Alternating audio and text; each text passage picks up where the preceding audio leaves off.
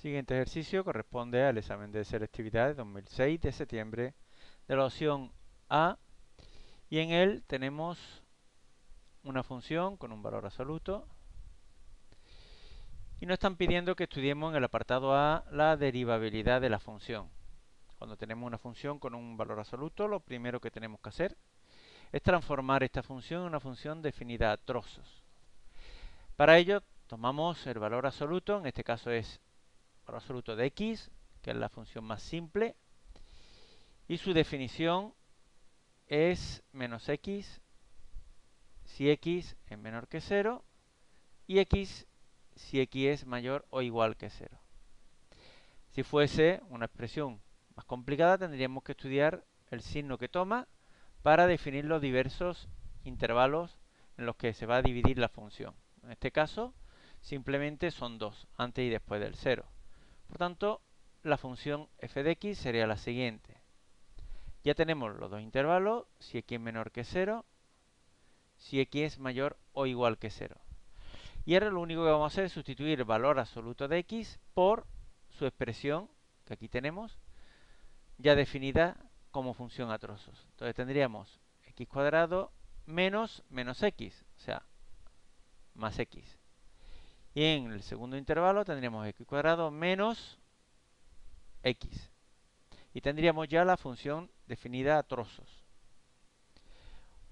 Para ver la derivabilidad de la función, primero vamos a ver cuando f es continua. Ya que si la función es derivable, entonces la función tiene que ser continua. Por tanto, para los puntos que nos salgan que no es continua, evidentemente ya no será derivable. Entonces, si primero nos fijamos en los intervalos en los que está dividida la función, o sea, antes del 0 y después del 0, en cada intervalo la función es continua, ya que son funciones polinómicas. Y al ser polinómicas son continuas. Por tanto, ya hemos estudiado la continuidad en cada intervalo, o sea, los puntos interiores. Ahora vamos a estudiar los puntos donde cambia la definición, o sea, en x igual a 0. Y para eso vamos a estudiar límite cuando x tiende a 0 por la izquierda, límite cuando x tiende a 0 por la derecha y f de 0. La función que está definida antes del 0 es la función x cuadrado más x, que al sustituir el 0 tendremos 0 más 0, 0. Después del 0, la función que tenemos es x cuadrado menos x, ya que son los puntos que están a la derecha del 0, y al sustituir también 0. Aquí es importante, no debemos de poner la función en la que vamos a sustituir el 0, simplemente sustituirlo, porque estamos simplemente indicando que en la función lo voy a sustituir el 0. Por lo tanto, no hay que poner la función, simplemente sustituirlo. ¿Y dónde? Donde tenga el igual el intervalo, en este caso el 0. Lo tiene en el segundo intervalo, en la segunda función sustituyo el 0 y obtenemos 0. Por tanto, esta función, como los tres datos que hemos obtenido son iguales, la función es continua en todo R. Ya habíamos visto que era continua en los intervalos y ahora también el punto donde cambia la definición. Por tanto, para ver la derivabilidad necesitamos la derivada y comprobar si es continua la función derivada que vamos a calcular ahora. La derivada es la derivada de cada una de las funciones en cada intervalo. 2x más 1 si x es menor que 0 y 2x menos 1 si x es mayor que 0. No ponemos el igual porque todavía no sabemos si es derivable o no la función en el 0. Evidentemente, un polinomio es continuo y es derivable. Por tanto, vamos a estudiar la derivabilidad, o sea, si esta función es continua en el 0. Y para eso vamos a estudiar límite cuando x tiende a 0 por la izquierda, límite cuando x tiende a 0 por la derecha de la función derivada. En este caso, 2x más 1 a la izquierda del 0 y 2x menos 1 a la derecha del 0. Al sustituir el 0 en cada expresión, obtenemos 1 y menos 1. Al ser distinto, ya podemos decir que f de x no es derivable en x igual a 0. Por tanto, en conclusión, si es continua en todo R y la función es derivable en todos los puntos menos en el 0. Es evidente que si nos preguntasen, o si nos indicasen que tenemos que dar la función derivada, esta es la función que nosotros tendríamos que poner, sin poner el igual en el mayor igual del segundo intervalo, porque nos ha salido que no es derivable. Si nos hubiera salido que es derivable la función, tendríamos que añadirle el igual en la función derivada. En el apartado B nos piden que hallemos los intervalos de crecimiento y decrecimiento de la función. Pues bien, tomamos la función derivada y vamos a estudiar el signo de esta función. Vamos a hacerlo por intervalo, primer intervalo, y vamos a estudiar su signo. Para eso vamos a ver en qué momento se anula. Se anula para x igual a menos un medio. Menos un medio está dentro del intervalo porque es menor que 0. Por tanto, lo vamos a considerar. Y aparte, al anularse la derivada, va a ser un posible extremo.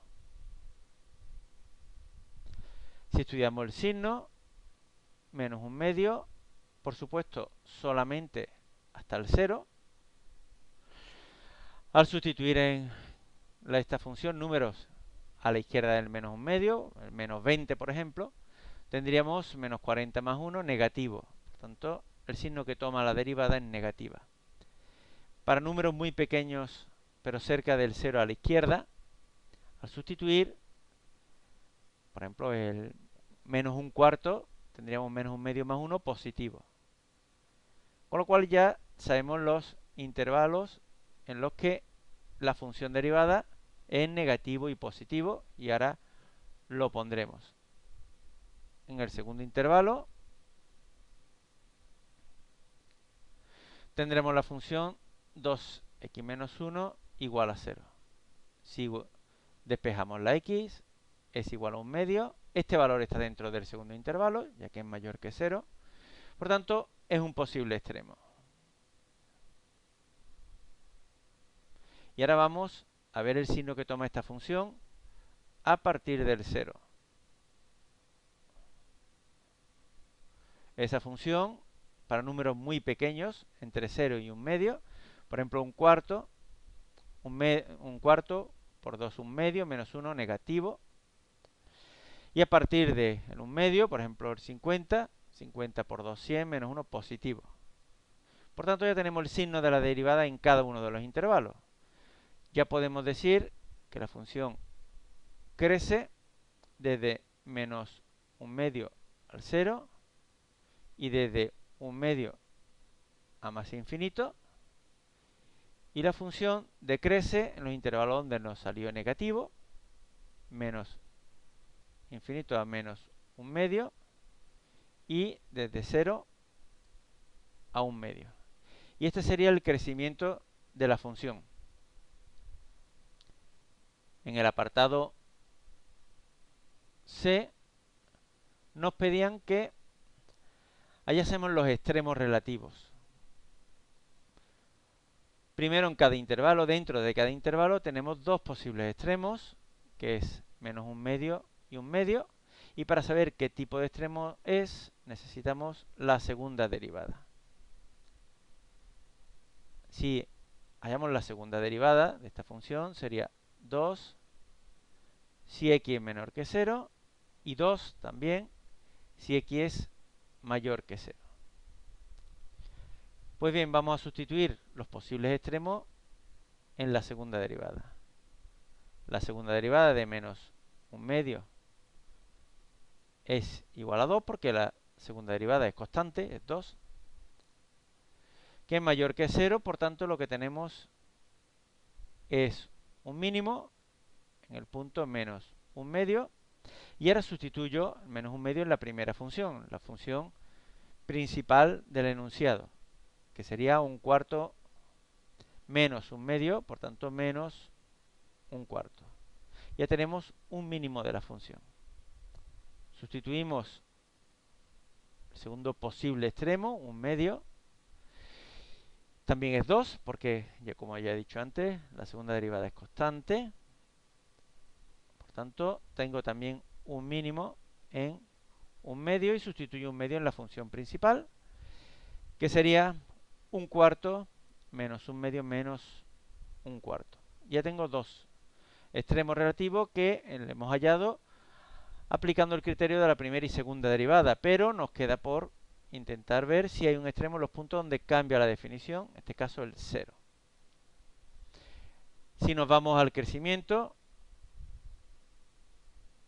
antes de x igual a 0, lo tenemos en este intervalo, antes de x igual a 0, f de x crece, y después, lo tenemos en este intervalo, la función decrece. Por tanto, si primero crece y después decrece, hay un máximo en el punto 0 y al sustituimos en la función, sería 0 más 0, 0. Y estos serían los tres extremos que tiene esta función.